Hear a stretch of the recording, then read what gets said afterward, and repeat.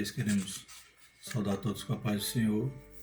Estaremos estudando a nossa lição 5, que tem por título O Fruto do Espírito, o Eu Crucificado. Continuando o estudo do nosso trimestre, que fala sobre o verdadeiro pentecostalismo, a atualidade da doutrina bíblica sobre a atuação do Espírito Santo. Glórias a Deus. Então, vamos dar início à nossa lição. Traz o texto áureo dizendo o seguinte: Ora, o Deus de esperança os enche de todo gozo e paz, em crença, para que ambudeis em esperança pela virtude do Espírito Santo.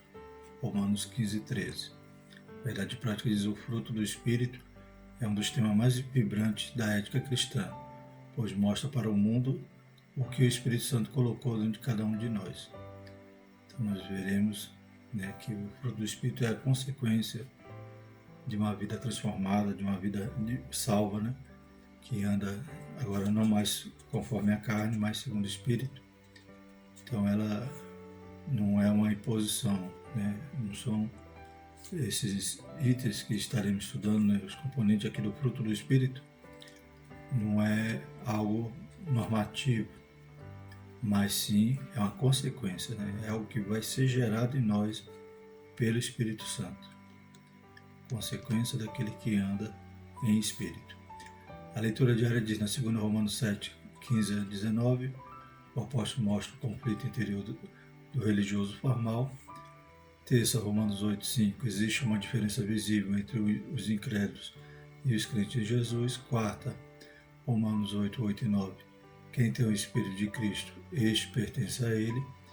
Na quinta, 2 Coríntios 4, 16, os que estão em Cristo se renovam a cada dia no seu interior. Sexta, Gálatas 2, 20, o Senhor Jesus vive naquele que está crucificado com ele. E no sábado, Colossenses 3, 5, a carne deve ser subjugada pelo Espírito Santo. A leitura em classe se encontra em Gálatas, capítulo 5, do verso 16 ao 26. Passamos à leitura. Digo, porém, andai em espírito, e não cumprireis a concupiscência da carne, porque a carne cobiça contra o espírito e o espírito contra a carne, e estes opõem-se um ao outro, para que não façais o que quereis. Mas se sois guiados pelo espírito, não estáis debaixo da lei, porque as obras da carne são manifestas, as quais são prostituição, impureza, lascívia, idolatria, feitiçaria, inimizade, porfias, emulações, iras, pelejos, dissensões e heresias, invejas, homicídios, bebedice, glutonaria e coisas semelhantes a esta, acerca das quais vos declaro, como já antes vos disse, que os que cometem tais coisas não herdarão o reino de Deus. Mas o fruto do Espírito é caridade, gozo, paz, longanimidade, benignidade, bondade, fé, mansidão, temperança. Contra essas coisas não há lei. E os que são de Cristo crucificaram a carne com as suas paixões e concupiscências. Se vivermos no Espírito, andemos também no Espírito. Não sejamos cobiçosos de vanglória, irritando-nos uns aos outros, invejando-nos uns aos outros. O objetivo geral da nossa lição é demonstrar que o fruto do Espírito é um dos temas mais vibrantes da vida cristã. Os objetivos específicos, atrelados a cada tópico da nossa lição: conceituar o fruto do Espírito, distinguir e relacionar fruto do Espírito e dons espirituais, conscientizar que o Espírito se opõe à carne. Extraímos do Interagindo com o Professor o seguinte: quem é cheio do Espírito deve desejar o fruto do Espírito na mesma intensidade que deseja os dons espirituais. Se os dons são sinais poderosos para a evangelização e edificação da igreja, o fruto do Espírito é o testemunho poderoso de uma natureza purificada em meio à geração corrompida. Assim, o fruto do Espírito é o testemunho do eu crucificado com Cristo, como Jesus disse ali para Nicodemo, em João 3,3. Na verdade, te digo que aquele que não nasce de novo não pode ver o reino de Deus. Então percebemos que o fruto do Espírito é esse testemunho, essa evidência que a nossa natureza foi transformada, que nascemos de novo. E para nascer de novo, o velho eu tem que morrer. Então, o fruto é essa consequência, né, dessa vida, né, na presença de Deus, nessa vida cheia do Espírito, e vai então ser gerado em nós. Não é algo da nossa própria força, não é algo que nós mesmos podemos produzir. Precisamos estar ligados na vida verdadeira, como Jesus disse lá em João 15. Porque Paulo também diz lá em Romanos 7,18, porque eu sei que em mim, isto é, na minha carne, não habita bem algum, e com efeito o querer está em mim, mas não consigo realizar o bem. Então Paulo, né, destacava que nós mesmos, para a nossa própria carne, a gente não consegue produzir esse fruto. Esse fruto é algo que será gerado em nós a partir do momento que estamos vivendo e andando no Espírito. O fruto do Espírito é o resultado de uma vida cristã abundante e manifestada no relacionamento entre os irmãos e irmãs, na igreja e no lar, na convivência com os descrentes no trabalho e na sociedade. Por isso devemos entender o conflito entre a carne e o Espírito e a função do fruto do Espírito.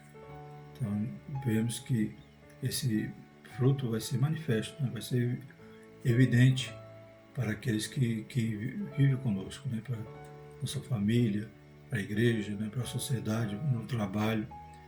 As pessoas, elas têm que ver mudança, né? Tem que ver uma transformação na nossa vida. E essa transformação, que é o caráter de Cristo, né? Que está sendo impresso em nós, vai ser evidenciado quando estivermos apresentando esse fruto, quando for gerado esse fruto, o fruto do Espírito na nossa vida. Cada modalidade que nós vamos aprender nessa lição. O fruto do Espírito na vida do crente, o tópico 1. Subtópico 1, definição. Então, Jesus nos salva e nos dá o Espírito Santo, nos renova e coloca em nós o desejo de fazer o que é bom e agradável a Deus, né? Então, de nós mesmos, não poderia fazer nada. Como estamos estudando nesse trimestre a respeito do verdadeiro pentecostalismo, né, e do agente, né, daquele que opera todas essas coisas, que é o Espírito Santo, nós vimos que ele atua desde o momento da nossa conversão. É ele que nos atrai, é ele que nos convence, né, e a partir do momento que nós nos rendemos a Cristo, ele vem morar em nós. Então Jesus nos salva, nos dá o Espírito Santo, renova, somos a partir dali nova criatura, as coisas velhas já passaram, eis que tudo se fez novo. E vem então em nós, né, o Espírito Santo vai trabalhando na nossa vida e nos faz desejar agradar a Deus, andar de forma agradável ao Senhor. Esse andar agradável, esse, né, obedecer a palavra de Deus, crer na palavra, desejar imitar Jesus, é isso que é o andar espírito que vai gerar esse fruto em nós. Então, o fruto do Espírito é o resultado natural de um processo de amadurecimento e a consequência de um processo natural de crescimento espiritual. É claro que a salvação é instantânea, né? O Senhor já nos santifica, ali nos justifica, mas tanto o processo da santificação, né, que veremos numa aula seguinte, na aula futura, quanto o próprio fruto, né, ele é um processo, né? Então, a cada dia o Senhor vai nos moldando, desde que nós demos lugar para o Espírito Santo trabalhar na nossa vida, né? Que a gente renuncie, que a gente vai abandonando, né, as velhas práticas, sabendo que aquilo não agrada mais a Deus, e o Espírito então vai trabalhando na nossa vida, vamos amadurecendo, né? A Bíblia diz que o objetivo do cristão é chegar à estatura de varão perfeito. Né? A estatura de varão perfeito podemos entender, né, a idade do adulto, pois quando aceitamos a fé, claro, somos ainda bebês, né? Os bebês têm que se alimentar, tomar leite, ele vai, né, sendo nutrido com um alimento mais simples, mas ele não vai continuar sendo bebê durante toda a vida. Não vai continuar sendo menino durante toda a vida, né? A Bíblia diz que quando eu era menino, fazia as coisas de menino, né? Mas temos que crescer, amadurecer, e o fruto do Espírito tem que ser evidente em nossa vida cristã. Ele surge gradativamente dentro de nós como resultado da regeneração do Espírito Santo, né? Deixamos o Espírito operar, o Espírito trabalhar na nossa vida, damos lugar a Ele, obedecemos a Deus e, né, gradativamente o fruto vai, né, aparecendo. Cada parte do fruto que veremos nessa lição é algo que tem que o Espírito Santo trabalhar na nossa vida. Talvez a gente possa, né, quando elencar todos os gominhos, né, do fruto, como veremos, achar que falta alguma área para o Espírito Santo trabalhar na nossa vida. Por isso devemos dar lugar a Ele, andar nele, buscar o Espírito Santo, buscar, né, suas promessas e tendo comunhão com Deus, com nossos irmãos, isso vai naturalmente, né, ou gradativamente, né, sendo gerado na nossa vida. E cada parte que faltar para o Espírito Santo trabalhar, ele é aquele que opera o querer ou efetuar, né? A boa obra que ele começou, ele vai terminar. O apóstolo apresenta então 9 modalidades do fruto. Alguns expositores estranham o fato de Paulo contrapor as obras da carne com o fruto do Espírito, no singular. Então, Paulo apresenta as obras da carne, ele está escrevendo aquela carta aos Gálatas para um propósito específico, né? A igreja ali que começou bem, a igreja ali que ouviu a palavra, se converteu, né? Aqueles crentes.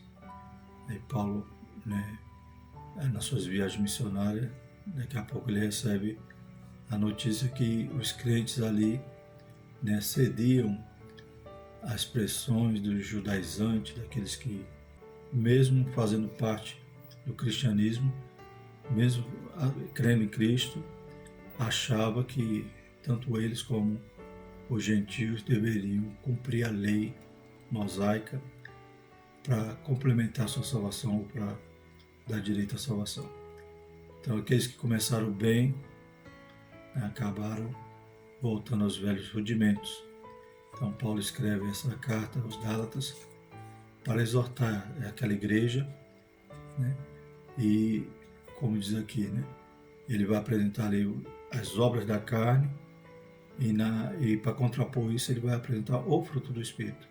Então, alguns expositores estranham isso. O missionário Eric Baxter, ele explica esse singular ilustrando esse fruto como uma laranja e seus gomos, né? Então, vemos aí que existe uma unidade. E a analogia que o nosso irmão faz é de uma laranja, né? Uma mexerica, uma tangerina, né? Com seus vários gomos, como veremos mais à frente. O fruto que aparece logo em seguida é o amor. Diz o missionário, as 8 virtudes seguintes são reflexo do amor.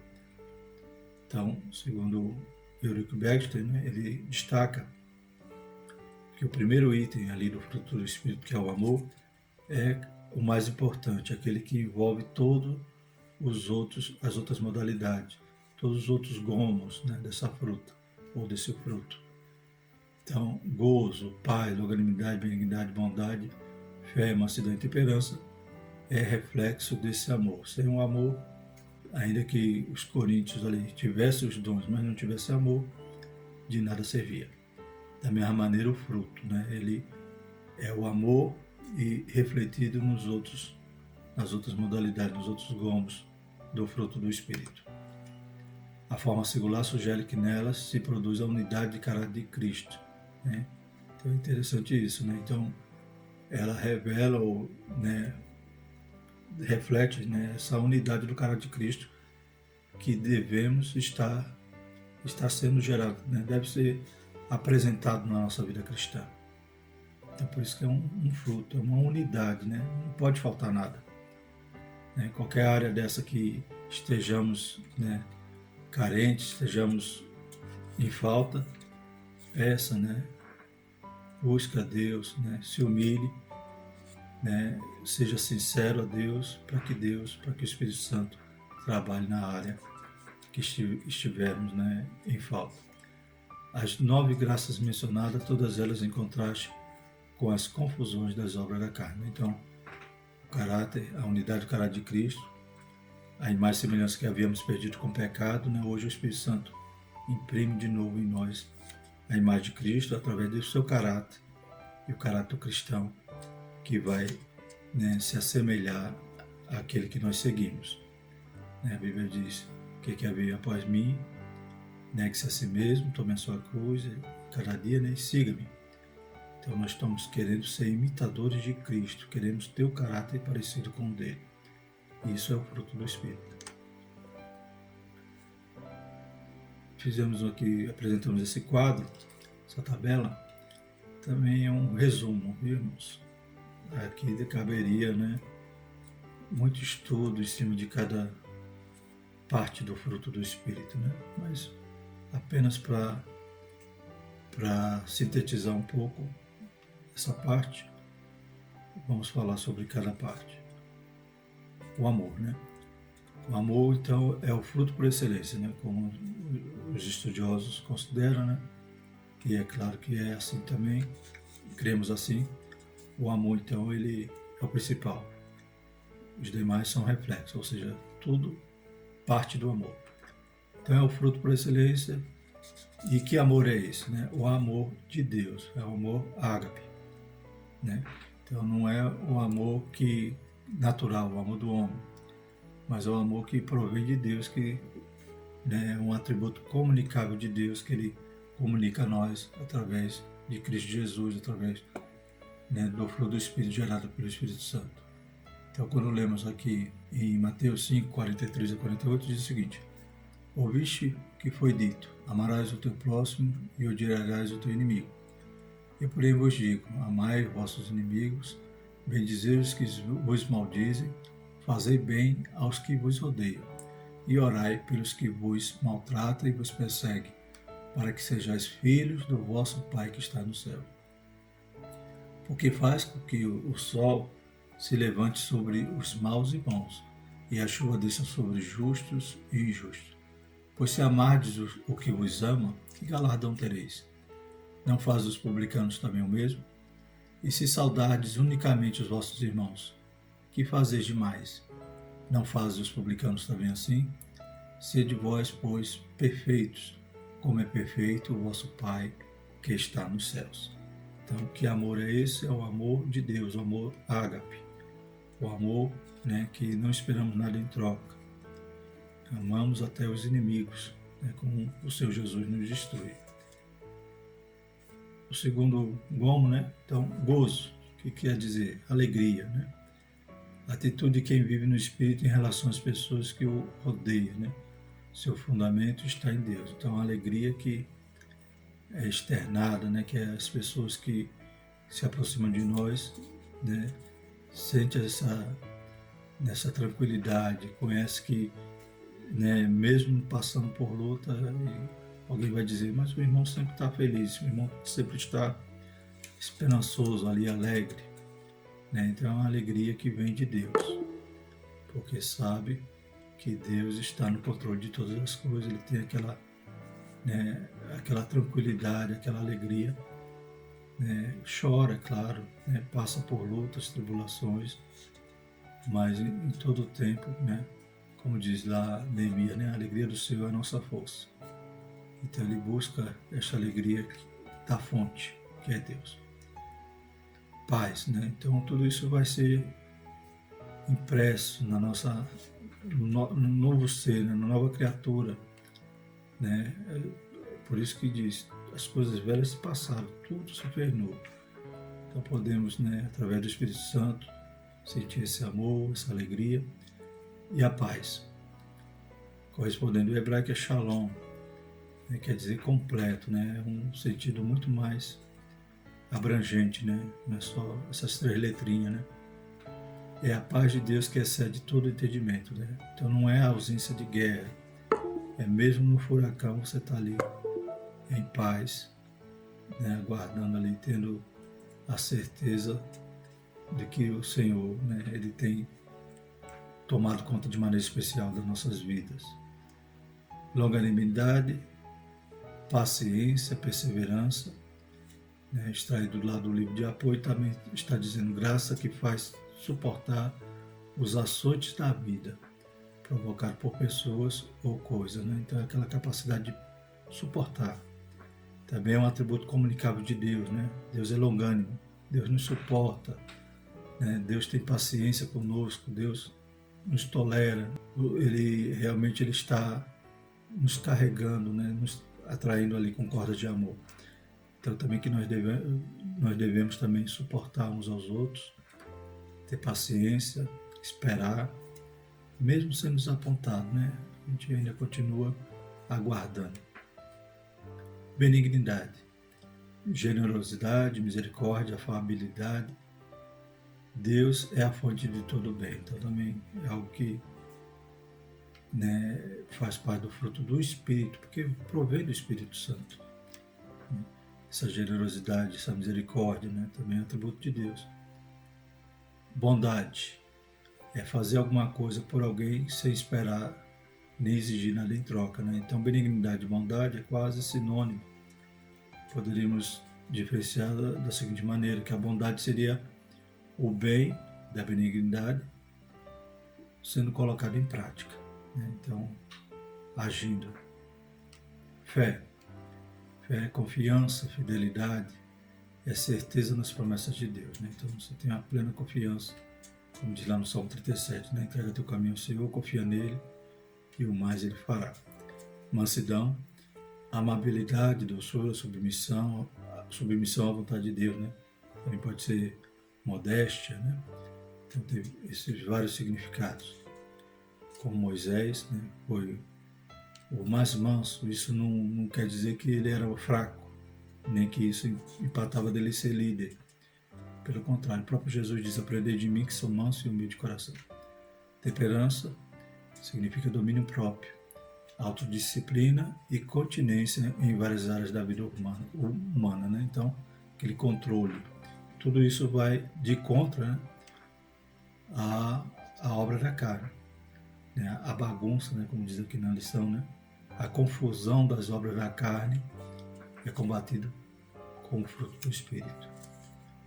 Inclusive a temperança, né? A gente vai ver que nas obras da carne, muitas delas eram exatamente porque ou eles enveredavam para um lado ou para o outro, ou buscavam de novo a lei, e a lei trazia orgulho, trazia, né, porfias, trazia divisões, porque eles exigiam que os outros cumprissem a lei, e a gente percebe que aquelas obras da carne só a pessoa vivendo no Espírito poderia realmente anulá-las, combatê-las, né? Terceiro subtópico é andar no Espírito. Ser guiado pelo Espírito Santo significa vitória sobre os desejos e impulsos carnais, né? Daqui a pouco a gente vai ver esse conflito que havia ali na igreja de Gálatas, né? Que havia aqueles que já diziam assim: não precisa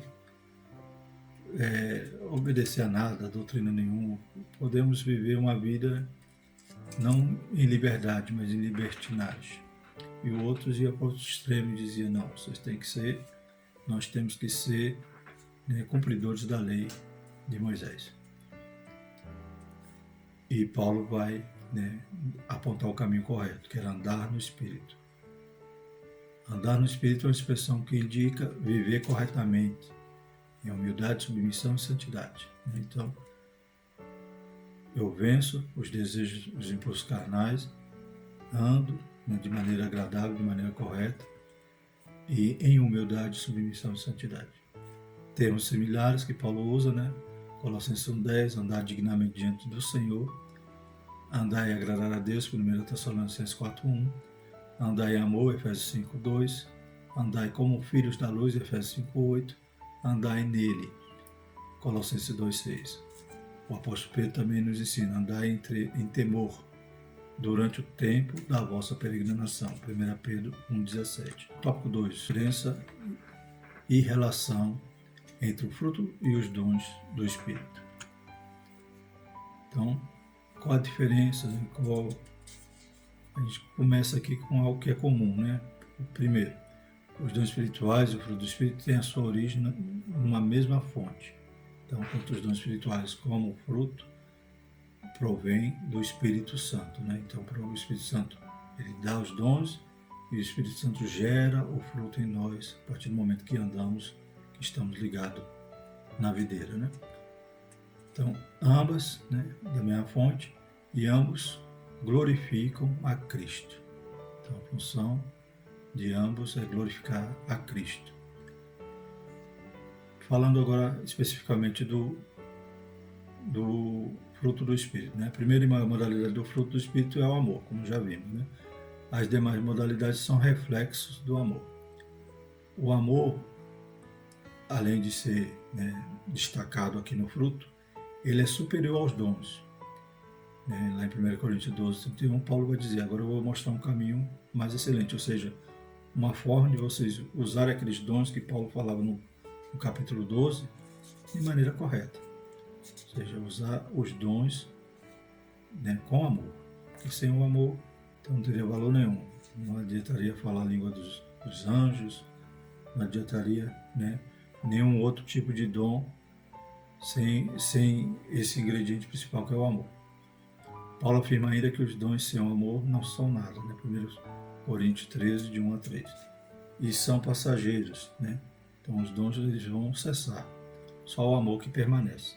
Então isso significa que o principal de todos é o amor, é o vínculo da perfeição, é aquilo que vai demonstrar que nós somos filhos de Deus, né? Segundo o subtópico, os dons na igreja. Né? Sabendo que o amor, que é um fruto, é superior aos dons, né? Isso também não vai, né, menosprezar os dons. Né? Então isso não significa que devemos desprezar os dons. É a vontade de Deus que não ignoremos os dons espirituais, 1 Coríntios 12, 1, que busquemos os melhores, né, 12, 31, e não desprezemos as profecias, 1 Tessalonicenses 5, 20. Então os dons são importantes para a igreja, tanto um como o outro, né? Tanto os dons, o fruto é uma obrigação nossa, né? O verdadeiro cristão que foi transformado, ele tem que apresentar o fruto. E os dons é o que nós devemos buscar os melhores dons, como diz lá em Coríntios 12, 1.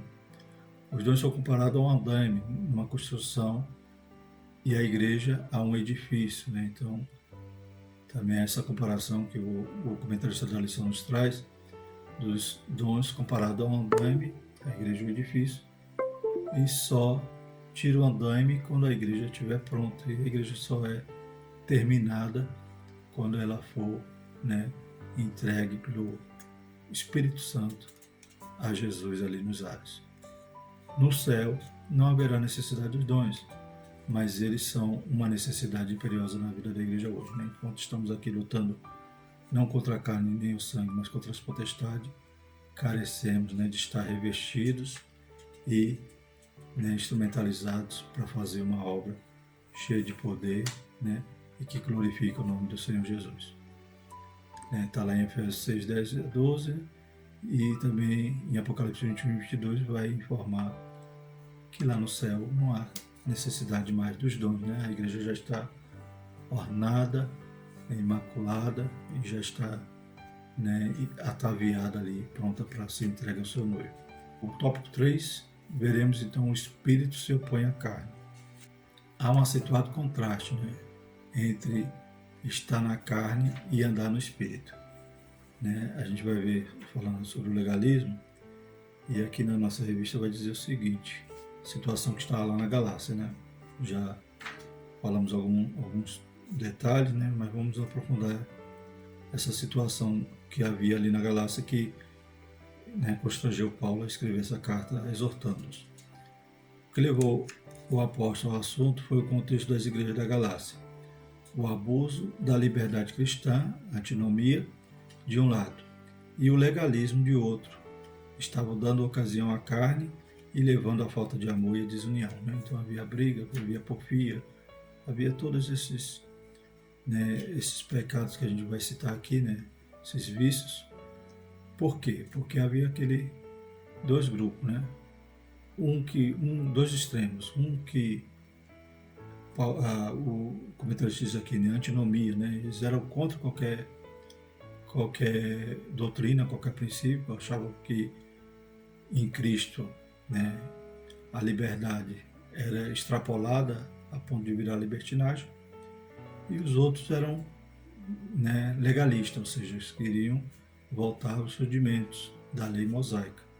Então exigia que os gentios também cumprissem a lei, que isso era necessário para eles se salvarem, sendo que eles já tinham ouvido falar, né, de toda a liberdade que há, né, em Cristo Jesus, liberdade, né, não a libertinagem que os outros, né, iam para o extremo. Então eles já ouviram o evangelho puro, simples, de Paulo, né, já haviam se convertido, e agora eles estavam, né, começaram bem e agora estavam abandonando a fé.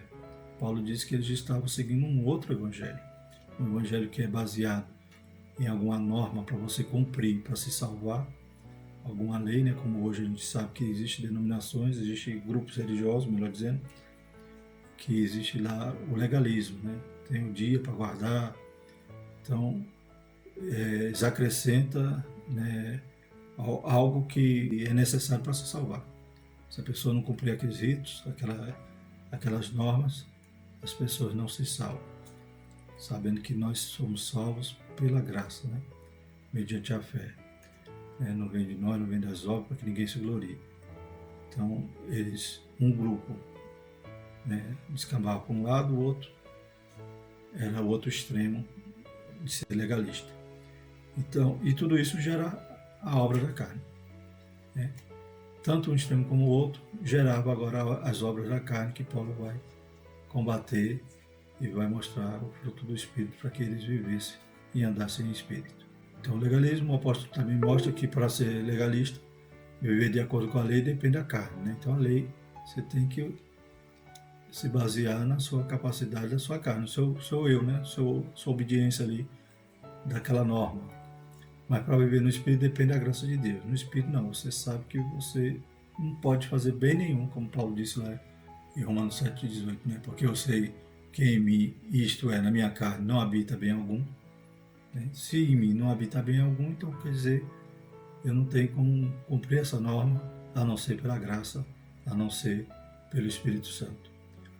O sistema legalista é egocêntrico, motivado pela carne, gera competição espiritual que resulta em desavença. Né? Então, algumas obras da carne aqui é exatamente por causa disso. Né? Dá-se a impressão, né, de que quem é legalista não ia pecar, mas pelo contrário, os fariseus, né, eles viviam com aquele orgulho, viviam cumprindo uma lei ao pé da letra, só que também esqueciam do amor. Vou falar agora sobre a carne e o espírito, segundo subtópico. A palavra grega sax, carne, tem muito significado na Bíblia, principalmente nos escritos paulinos. Significa, né, fraqueza física, lá em Gálatas 4,13, no corpo, o ser humano, Romanos 1,13, pecado, versículo 24, e os desejos pecaminosos. No contexto das obras da carne, significa conjunto de impulsos pecaminosos, né, pecado, né, que domina o ser humano. Então tem vários significados, mas pelo contexto a gente entende o que Paulo está querendo dizer. Já também a palavra pneuma, né, que é espírito, tem algumas aplicações também. Pode ser o Espírito Santo, o Espírito humano, os anjos, o Espírito imundo. Também pelo contexto a gente entende o que Paulo está querendo dizer. No contexto de Gálatas, a oposição do Espírito contra a carne na vida cristã mostra que os que são de Cristo crucificaram a carne com as suas paixões e concupiscências. A partir do momento que somos nova criatura, nascemos de novo, a gente tem que estar com o velho eu morto, crucificado com Cristo. É isso que acontece conosco diariamente, a morte do eu, né? Então o nosso eu tem que estar crucificado com Cristo. Cada dia mortificamos mais, né? Muitas das vezes, né, o nosso velho eu quer se opor, né? quer se manifestar, mas que nós nos humilhemos, nós busquemos mais a presença do Senhor, oremos mais para que o velho eu continue crucificado. Os vícios, né? Está lá no versículo 19 a 21, que é as obras da carne. O apóstolo apresenta uma lista com 16 vícios, né? Na revista está dizendo 15, mas contando a gente lê 16. É claro que existe diferença em traduções, que em algumas versões mais novas vai ter 15. mas na Almeida Revista Corrigida são 16. Então o apóstolo apresenta uma lista com 16 vícios que ele chama de obras da carne. Outras listas aparecem em outras epístolas paulinas, Romanos 1, 29 a 31, 1 Coríntios 6, 9 e 10, 1 Timóteo 1, 9 e 10. Que são essas obras da carne? Que são esses vícios? Pecados. Então há listas de vários pecados em outras passagens, em outras referências, como as que foram citadas aí. Paulo não pretende ser exaustivo. Essas listas são representativas em Gálatas, pois ele acrescenta, e coisas semelhantes a essa. Então Paulo não terminou aí. Não só existe essa lista de pecados ou de obras da carne. É algo apenas representativo, né? Então ele mesmo acrescentou, né? E coisas semelhantes a essa. E muitos outros pecados, né? Então, em coisas semelhantes a essa, acerca das quais vos declaro, como já antes vos disse, que os que cometem tais coisas não herdarão o reino de Deus. Então é claro que o evangelho genuíno denuncia o pecado, né? E quem pratica o pecado não quer confessar e deixar, não alcança a misericórdia. Então, Gálatas 5, 21. Então, não é exaustiva a lista das obras da carne e também não é exaustivo a lista do fruto do Espírito. Então, Paulo não taxa ali dizendo só tem esses. Não. Ali são representativos. Tanto o fruto como agora os pecados, ou as obras da carne, ou vícios, como é o título do nosso subtópico. Então, podemos dividir em 3 categorias, né? Então, sexo ilícito, prostituição, impureza, lascívia, pecado de ordem religiosa, idolatria, feitiçaria, e pecados de ordem social, inimizade, porfias, emulações, iras, pelejas, dissensões, heresias, invejas, homicídios, bebedice, glotonaria. A gente percebe, né, nessa lista que Paulo faz, né, que tem pecados aqui que provavelmente aqueles que viviam numa antinomia, né, ou contra qualquer doutrina, qualquer preceito, aqueles que viviam uma libertinagem, eles praticavam muitas dessas obras. Prostituição, impureza, ou seja, eles diziam, não, em Cristo a gente pode tudo. Mas a Bíblia diz, todas as coisas me são lícitas, mas nem todas me convêm. Todas as coisas me são lícitas, mas não vou ser dominado por nenhuma delas, né? Então, aqueles que viviam dessa forma, no oposto, né? No outro extremo, já praticavam essas obras da carne. E também aqueles legalistas, que se diziam religiosos, que se diziam guardadores da lei de Moisés, também praticavam obras da carne. Praticavam inimizade, porfias, né? Divisões, emulações, invejas, iras, pelejas. Então, essa lista, ela atendia bem ali naquela situação que Paulo queria, né, denunciar. Concluindo, irmãos, cabe a cada crente fazer uma análise introspectiva para verificar se suas inclinações são carnais ou espirituais. Então, através desse capítulo 5 de Gálatas, nós podemos fazer uma análise, né? Podemos fazer um exame de como está sendo as nossas obras, as nossas inclinações. A quem nós estamos, né, inclinados, à carne ou ao espírito, né? Salomão disse que o homem é aquilo que imagina a sua alma, Provérbio 3,7, e Jesus disse que o homem fala aquilo do que seu coração está cheio. O pensamento de cada ser humano norteia o seu comportamento. Se a mente é carnal, seu comportamento é carnal, que resulta em morte. Se a mente é espiritual, seu comportamento é espiritual, que resulta em vida e paz. Amém? Então, que possamos, né, ter o fruto completo na nossa vida. Qualquer área daquela, né, que percebamos que não estamos parecidos com Cristo, né, é motivo de nos humilhar mais, orar mais, né, buscar mais a palavra do Senhor, nos consagrar mais, para que o Espírito Santo, né, ele possa gerar esse fruto em nossas vidas. Então precisamos, né, ter paz, né, ou melhor, primeiramente amor, gozo, paz, longanimidade, benignidade, bondade, fé, mansidão, temperança.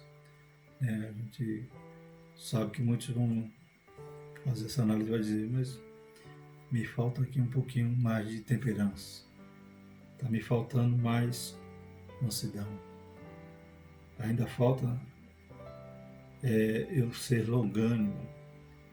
Ainda falta eu ter essa alegria, essa paz, essa certeza, essa fé. Então que busquemos mais o Senhor, né? Então o pentecostalismo é isso. Vimos em aula passada que a evidência do batismo no Espírito Santo é falar em línguas. Mas essa evidência é só inicial. Temos que viver no Espírito. Temos que viver cheio do Espírito. E o fruto do Espírito é a prova de que somos espirituais. Então, o verdadeiro termômetro para saber se um crente, um cristão é espiritual, não é os dons, não é o falar em línguas, mas é o fruto na vida dele. Amém? Que Deus nos ajude, tenha misericórdia de nós, para que possamos cada dia se parecer mais com Cristo. E o Espírito Santo tem essa obra maravilhosa. Ele quer fazer, está fazendo e vai completar essa boa obra em nossa vida. Amém? A lição seguinte, a próxima lição será a lição 6, santificação, comprometidos com a ética do Espírito. Então, vamos continuar em um tema que complementa esse que nós estamos estudando hoje. Que Deus possa continuar nos ajudando, nos abençoando, visitando cada igreja, cada irmão, cada escola dominical e dando sabedoria, graça e unção do alto. Amém? Vamos orar e agradecer ao Senhor. Maravilhoso eterno Deus, mais uma vez somos gratos. Pedimos que o Senhor possa abençoar cada pai, cada pessoa, cada irmão que ouviu, Pai, assistiu esse vídeo, cada irmão que vai estar, Pai, no domingo em uma escola dominical, Senhor. Teu Espírito derrame, Pai, ricas bênçãos sobre cada um. Pai, que o Senhor possa batizar com o Espírito Santo, que o Senhor possa também, aleluia, dar dons à tua igreja, Senhor, aleluia, e moldar, Pai, a vida de cada um de nós, nosso caráter, para possamos, Pai, produzir esse fruto de maneira completa, de maneira, Senhor, que venha agradar-lhe. Ó Deus Santo, Deus poderoso, abençoa a tua igreja, mais uma vez te pedimos e te agradecemos em nome de Jesus. Amém. A graça do nosso Jesus Cristo, o amor de Deus e a consolação do Santo Espírito permaneça sobre todos nós, hoje e para todo sempre. Amém.